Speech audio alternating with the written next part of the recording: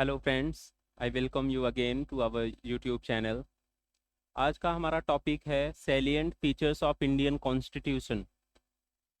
तो भारतीय संविधान के सैलिएंट फीचर्स क्या हैं, स्पेशल फीचर्स क्या हैं, जो आउटस्टैंडिंग उसके एक्सेप्शनल फीचर्स हैं, उनका डिस्कशन करेंगे। उनके बारे में हम समझने की कोशिश करेंगे। एग्ज़ाम के पॉइंट ऑफ व्यू से बहुत ही इम्पर्टेंट है ये टॉपिक और आपको बिल्कुल थॉरली ये टॉपिक समझना है। So let's get started and try to understand the salient features of Indian Constitution. So as I have written here, the salient features of Indian Constitution, this is the topic, right? So there are multiple salient features, almost not less than 13, 14 salient features are there. Special features are there of our Constitution. But due to the lack of time, we'll be doing, 2, 3 on daily basis. So, in 3, 4, 5 classes, we'll be completing the salient features of Indian Constitution. So let's get started. Our Constitution was adopted on the date is 26 November 1949. So this was adoption date.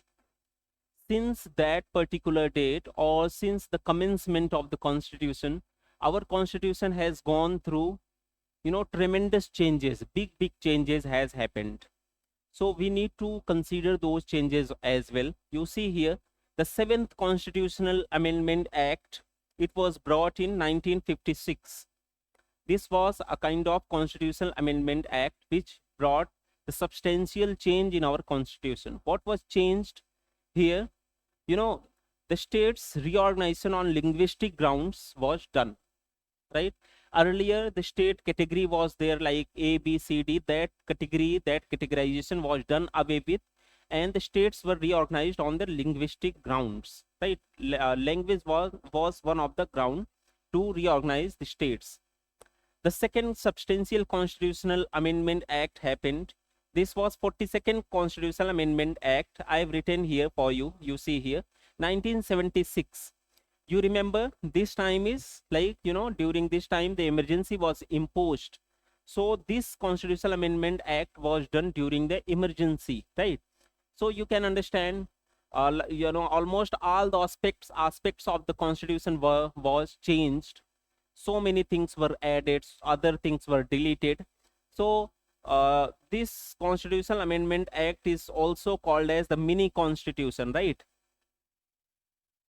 I am writing here for you mini constitution. If somebody is asking you that which Constitutional Amendment Act is referred as the mini constitution, then you will raise the name of this 42nd Constitutional Amendment Act 1976, right? So this was also one of the great Constitutional Amendment Act. The next one is 44th Constitutional Amendment Act 1978. This Constitutional Amendment Act happened after the suspension of emergency. When normalcy came, emergency was suspended, then this Constitutional Amendment Act was brought into the parliament. So if you apply your common sense, then you will come to know that what would have been done in this Constitutional Amendment Act. So many provisions were added in our constitution, particularly to prevent the violation of fundamental rights. During the imposition of emergency, during the 42nd Constitutional Amendment Act, or during the imposition of emergency in general, excesses were done on the public, media was harassed, fundamental rights were suspended, the people's dignity was, hurt in a way. That's why the need was felt that some kind of checks and balances, sometimes some types of, control over the legislative power of the parliament is needed, right? That's why this Constitutional Amendment Act was brought into the picture to impose certain kind of checks and balances on the suspension of fundamental rights, right? Let's move ahead. Next substantial Constitutional Amendment Act is 73rd and 74th Constitutional Amendment Act. I've written here for you. You can see here, 73rd and 74th Constitutional Amendment Act. This Constitutional Amendment Act was done in 1992. And what was changed, what was added, or for what this Constitutional Amendment Act is famous for? So that is this Constitutional Amendment Act, you know, um, was a step in the decentralization of the governance system or the government system. So basically, the Panchayati Raj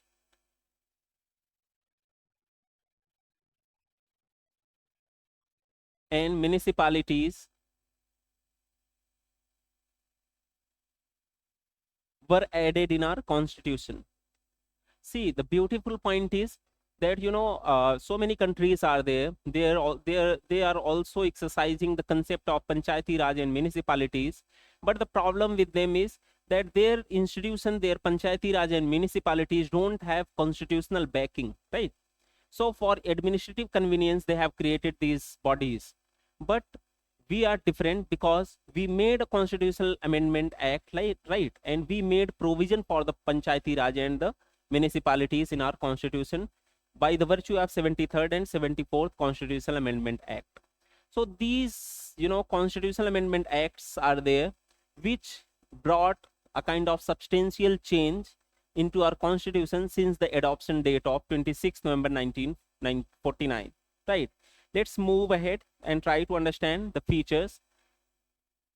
Yes, one more thing I would like to make sure here itself that through these all constitutional amendment acts, so many substantial changes are being done. Our constitution is substantially being altered. So a kind of debate started that at what extent the constitution can be amended. Then by a landmark judgment of the Keshwanand Bharti case 1973, Honorable Supreme Court laid down a great doctrine, a great principle. That doctrine is the doctrine of basic structure of the Constitution, right? In this verdict itself, I'm writing here for you.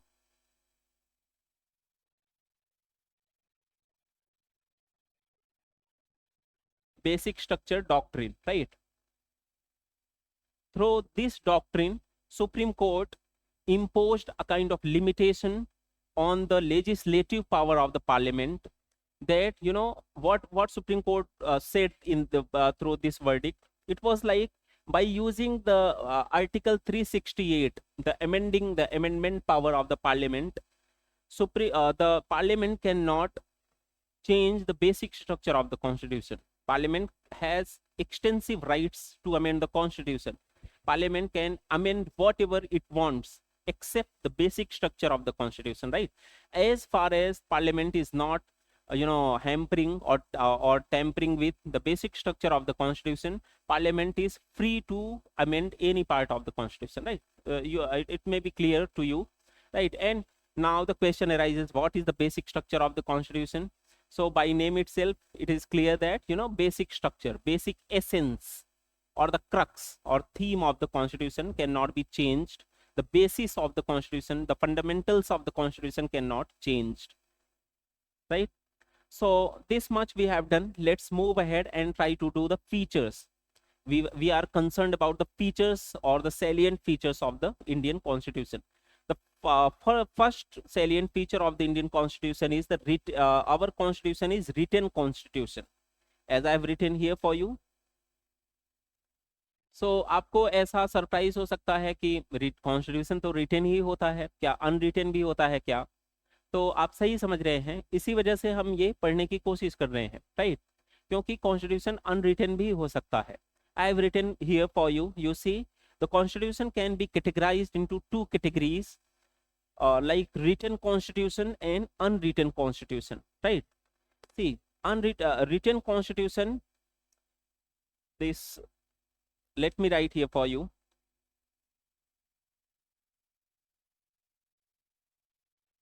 Written constitution and unwritten constitution. The example of the written constitution is USA's constitution, and the unwritten constitution is British constitution, right?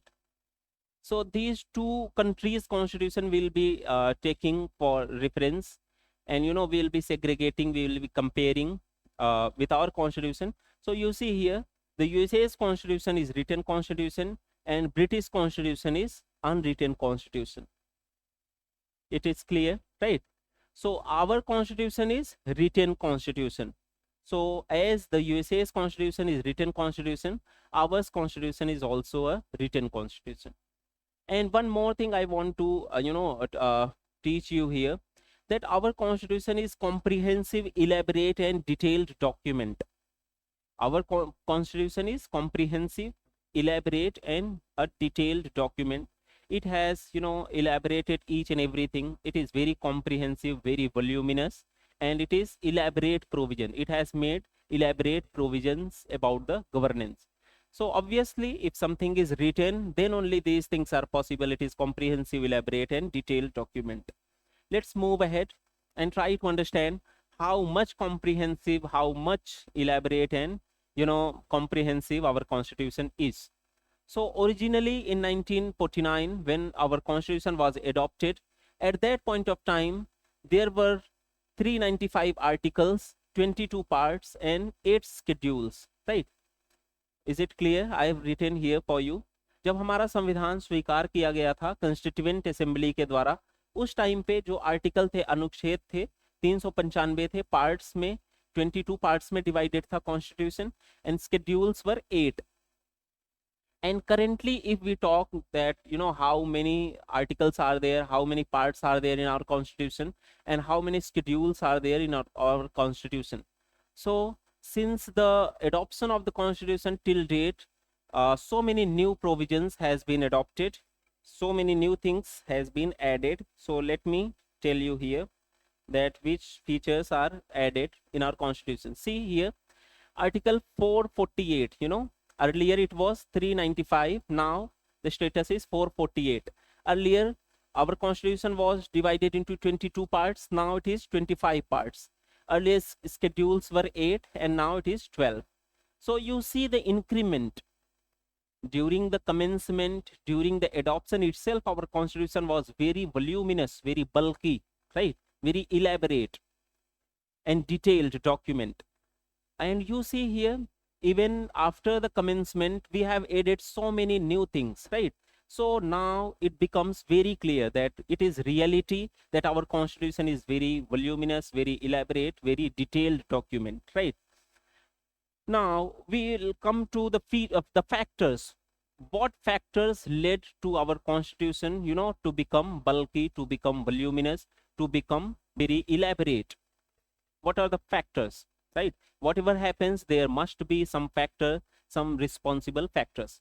So first factor I've written here for you, geographical factors, right? What is geographical factor, right?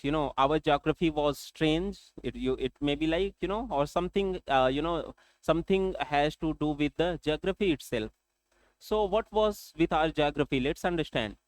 The India is very large country. Our territorial area is very extensive. It is very large. We are almost 4th, largest country in the world, right? So this large extensive area, and along with that we have huge diversity in our population, right? So if you are dealing with a large scale area, and along with that a large diversity, biographical diversity, topographical diversity, every kind of diversity which is possible in the world, all the diversity, all kind of diversities we have at our disposition.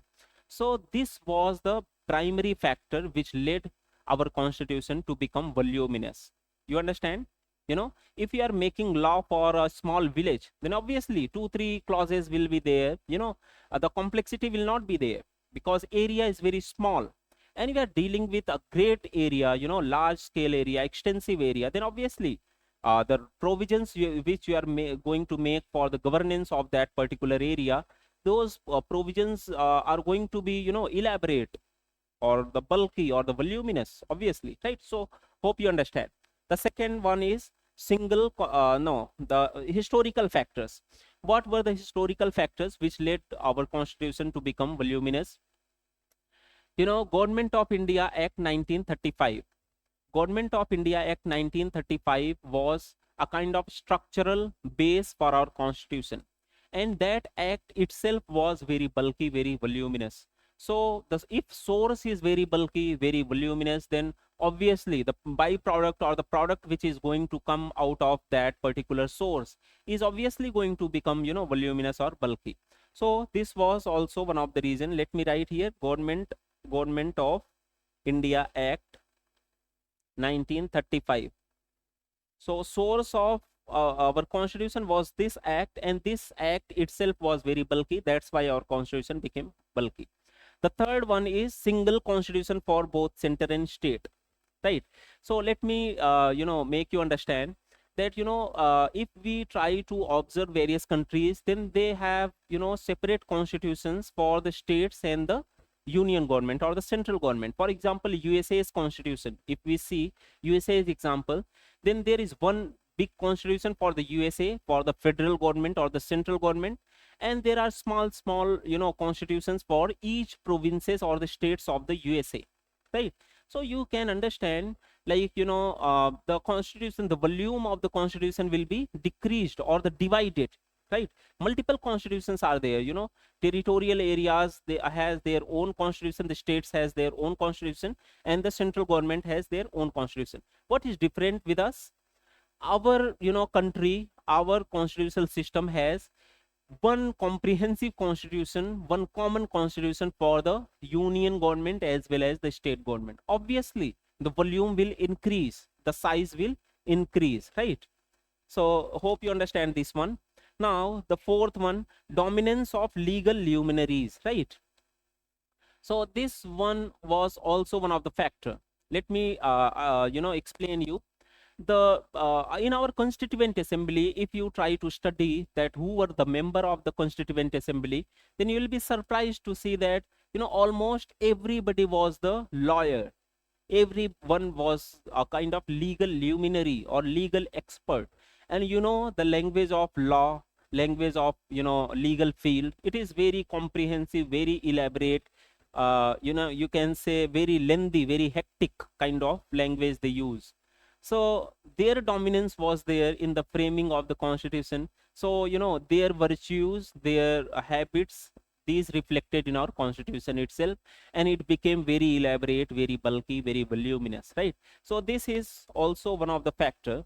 And one more thing I want to raise here, that our constitution did not incorporate only the fundamentals of the government. It is not like that. If you start watching the other countries constitution, like USA's constitution, they have incorporated fundamentals of the governance, and they have not incorporated or written the like day-to-day functioning of the government or any small things in their constitution. Why? They have left these small things on the daily legislative process, right? On the parliament, they have vested the parliament to make laws on the small things, right?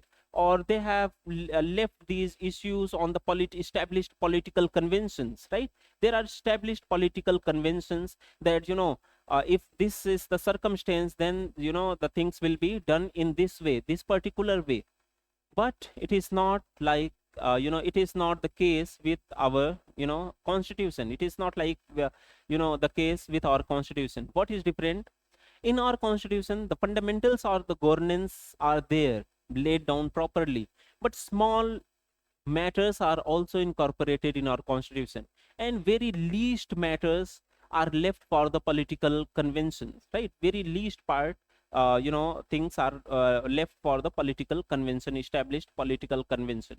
And if you ask me that whether it was it is good or bad, then I would say yes, good, good of course. Because why what there should not be any need to leave any matter, whatever is there, even a day-to-day governance issue, even whatever the small issue, everything should be written in on a document, to avoid any kind of doubt or dispute, right? So according to me, these things are like very convenient, very good things which are there in our constitution. So let's move ahead and try to understand the other things. So as I've written here, our constitution was not like which incorporated the fundamentals of the governance, but it has explained the small issues like the detailed administrative provisions an ordinary legislation और the established political convention, इनके भरोसे हमने अपना संविधान नहीं छोड़ रखा है, हमने each and every small things को अपने संविधान में लिखा है। ऑब्वियसली हमारा संविधान बल्कि हो जाएगा, वॉल्यूमिनस हो जाएगा और उसका साइज बढ़ जाएगा, राइट। रिटन कॉन्स्टिट्यूशन है, वॉल्यूमिनस है और इलेबरेट प्रोविजंस उसके अंदर है। Now let's come to the second feature, second salient feature of our constitution. It is drawn from various sources. ऐसा कहा जाता है, ये एक क्रिटिसिज्म के तौर से भी हम इसको ले सकते हैं। हमारे संविधान के बारे में कहा जाता है हमारा संविधान दुनिया के संविधानों से लिया गया है, दुनिया के अनेकों संविधानों से उनके प्रोविजंस को लेके हमने अपना संविधान बनाया हुआ है। So let's try to understand ये बात कितनी सत्य है, कितनी सही है, और अगर ऐसा किया है तो क्या इसमें कोई बुराई है, राइट। ये सारी बातें समझने की कोशिश करते हैं। Even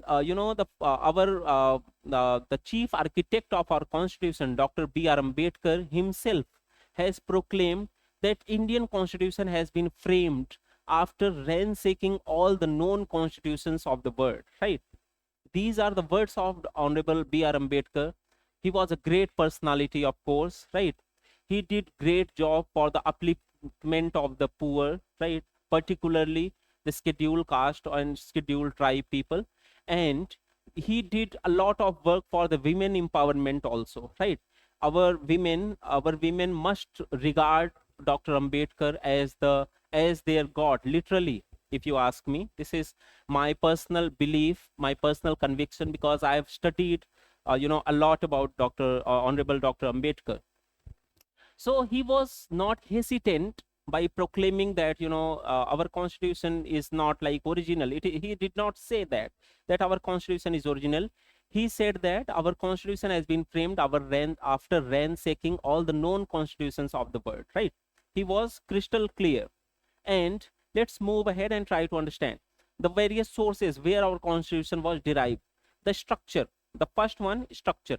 The structure part came from the Government of India Act 1935, right. From where our structure for our constitution came? The Government of India Act 1935. I have written here for you. The second one is the philosophical, right.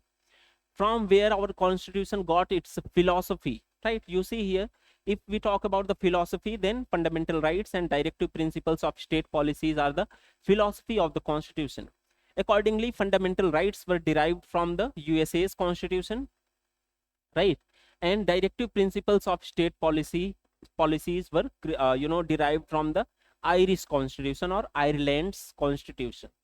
So you understand, the structure part came from the Government of India Act 1935 and the philosophy came from the USA and Ireland, right. The next one is the political. The political aspect of our constitution was derived from the British constitution, right.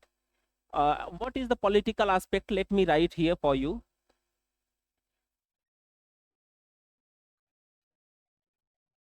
Parliamentary form of government, right, and the cabinet system. So basically, the parliamentary form of government, the cabinet system, the collective responsibility of the legislature to the executive, these all are the political aspect or the political things of our constitution. These were derived from the British constitution. You see here, I have written here. So structure part came from the Government of India Act 1935. Philosophical part came from the USA and Ireland, and the political part came from the British constitution. Is it clear? Right. So let's move ahead and try to do some new things. Other sources are there which are important. You see here, the Canada. From Canadian constitution we got what? The loose federation. Our constitution is not kind of ideal federation. We have tried to establish a federation in our country, but our federation is loose federation. Our federation is federation with unitary bias, or quasi federation or cooperative federation. So this kind of weak states and strong center, this concept was derived from the Canada, right. You keep this in your mind. In various exams, in factual information, they ask these types of questions, that what we adopted from the Canadian constitution. You remember, loose federation, right. And next one is Australian constitution. concurrent list was incorporated in from the Australian Constitution. What is the concurrent list? You know, as far as legislative power of the Parliament is concerned, or the state legislatures is concerned, then Parliament has got exclusive power on the union list to make laws on the union list. And the states has got the exclusive, not really the exclusive, but some kind of exclusive power on the state list. Categorization can be done on the basis of union list and concurrent list and state list, right? So union makes laws on the union list, state make laws on the state list. What about the concurrent list? On concurrent list, both the union and the state can make laws on the basis of need, right? And other various complexities are there. I'm not going to get into those complexities, otherwise our discussion will be puzzled. Separately these things will be coming in our discussion, and we'll be doing elaborate discussion on these topics. For time being, you just understand this much only: union list, concurrent list and state list. So the provision of concurrent list we derived from the Australian Constitution. Next one is the Russian Constitution. We have derived fundamental duties from the Russian Constitution, right? The source of fundamental rights, fundamental duties is the Russia. The Germany Constitution, we have derived suspension of fundamental rights, right? The provision regarding the suspension of fundamental rights during emergency. And you can understand what is Germany. Germany is, Hitler's Germany. They are very notorious about suspending the fundamental rights of their citizens. During the regime of Hitler, what happened, it is not secret. So we derived this notorious provision in our constitution from the Germany, the suspension of fundamental rights during emergency.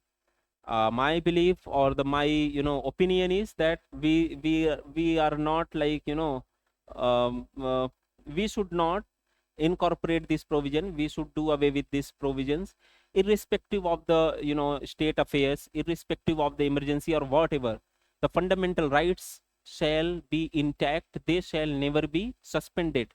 They are sacrosanct. They are very basic. They are very fundamental for the dignity of the individual, for the dignity of the community, right? They should never be suspended, right? This is my personal belief, but there is provision in our constitution for the suspension of fundamental rights during the incorporation of emergency. The next one is French Constitution. We incorporated liberty, equality and fraternity, the provisions of liberty, equality and fraternity in our constitution from the French Constitution. And the last one is the South African Constitution. We have incorporated the provision regarding constitutional amendment in our constitution from the South African Constitution, right?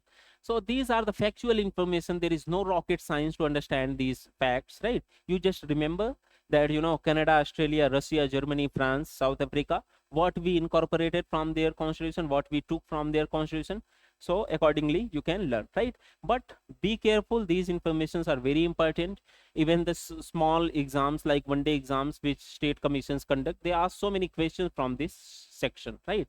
So be clear about this. Let's move ahead and try to do the next thing. So I think this is all about today's discussion.